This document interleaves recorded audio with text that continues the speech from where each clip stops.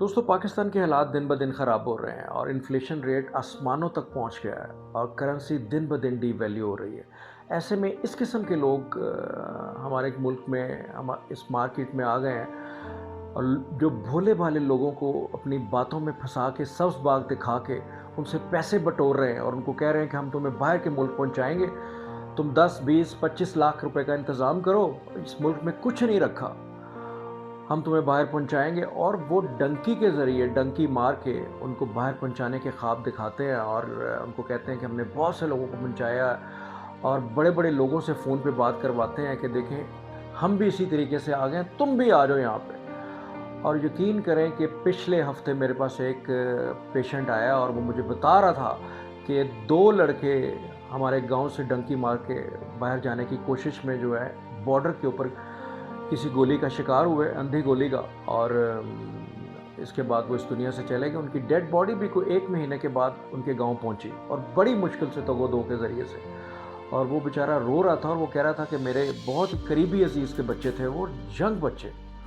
और इसी तरह कि बहुत से लोग आप कह सकते हैं कि शायद 20-30% पहुंच भी जाते हों, लेकिन 70% से ज़्यादा लोग डिपोर्ट कर दिए जाते हैं। और रास्ते में अगर किसी की हाथ पांव टूट जाए या बीमार हो जाए, उसको कोई प्रॉब्लम हो जाए, तो डोंकर किसी भी किस्म की ज़िम्मेदारी नहीं लेता, याद रखें। वो उनको वहीं फेंक के चला जाता है और वो अपना सफ़र इसी तरह तय करते रहते हैं, किसी जंगलों में और डालों पे बैठ के और बड़े बड़े टैंकरों में उनको बिठा के एक जगह से दूसरी जगह पहुंचाया जाता है। और कई तो वहाँ एज ए डेड बॉडी पहुंचते हैं, रास्ते में ही मर जाते हैं, उनके पास खाना पीना कुछ नहीं होता उनके पास। और एक एक डब्बा रोटी का पीस और बिस्किट का एक एक पैकेट से वो 2-2 दिन तक गुजारा करते हैं और पानी भी नहीं मिलता उनको।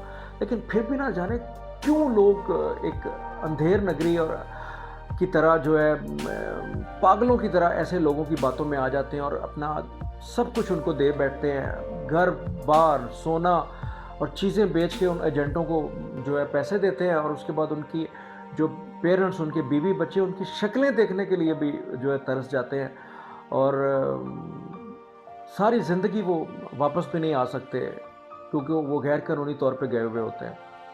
मुझे ये समझ नहीं आती कि पाकिस्तान में ये लोग काम नहीं करते जब उनको काम करने के लिए कहा जाता है और इतना सारा पैसा ये एजेंटों को दे देते हैं। अगर ये छोटा सा बिज़नेस भी 2, 4, 5, 6 लाख से भी शुरू करें, जो ये एजेंटों को पैसे दे देते हैं, तो इज़्ज़त की रोटी यहीं पे ही खा सकते हैं वो। लेकिन बाहर जाके वो वहाँ पे बाथरूम साफ़ करेंगे, वहाँ पे वो पिज़्ज़े डिलीवरी करेंगे, वहाँ पे सड़कों पे वाइपर मारेंगे, वहाँ पे कूड़े उठाएंगे, बर्तन मांजेंगे। वहाँ पे उनको बड़ा फ़ख्र होता है कि हम बाहर के मुल्क काम कर रहे हैं। लेकिन उनको शर्म नहीं आती कि यहाँ पे वो इज़्ज़त की रोटी छोड़ के बाहर पे मुल्क जाके इस किस्म के काम करके बड़ा खुश होते हैं और अपनी भी जानों को मुसीबत में डालते हैं और घर वालों को भी मुसीबत में डालते हैं।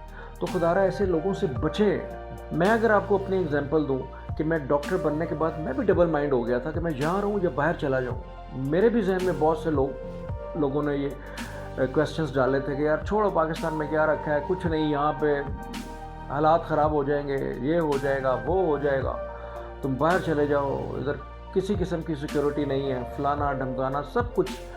और इस चक्कर में मेरे कई साल ज़ाया हो गए, यकीन करें मुझे। मैं बहुत पहले इस्टेब्लिश हो सकता था अपने ही मुल्क में, लेकिन मैंने बहुत वक्त ज़ाया किया। फिर अल्टीमेटली मैंने डिसाइड किया कि नहीं, जब मुझे बाहर का चांस मिलेगा, इज़्ज़त के साथ अपॉर्चुनिटी मिलेगी, तो मैं ज़रूर जाऊँगा। लेकिन जब तक नहीं मिलती उस वक्त मैं काम तो करूँ यहाँ पे यार, अपने मुल्क में काम करके इज़्ज़त की रोटी तो खाऊँ।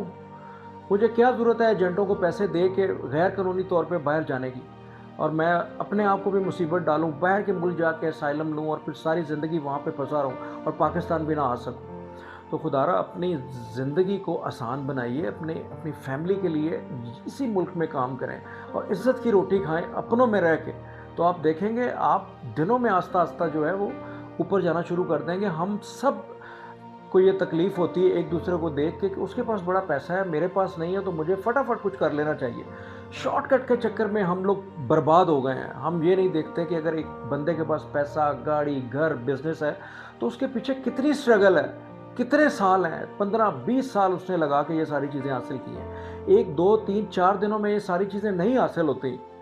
तो अपनी ज़िंदगी में आप آہستہ آہستہ اپنے فوکس کی طرف بڑھیں، کام کریں، آپ دیکھیں گے کہ آپ جس ملک میں بھی ہیں، جہاں پر بھی ہیں، تو آپ ایک بڑے انسان بن جائیں گے، اور جب بھی آپ کو اپرچونٹی ملے تو عزت کے ساتھ کسی دوسرے ملک میں جائیں اور عزت کے ساتھ اپنے ملک میں واپس آئیں۔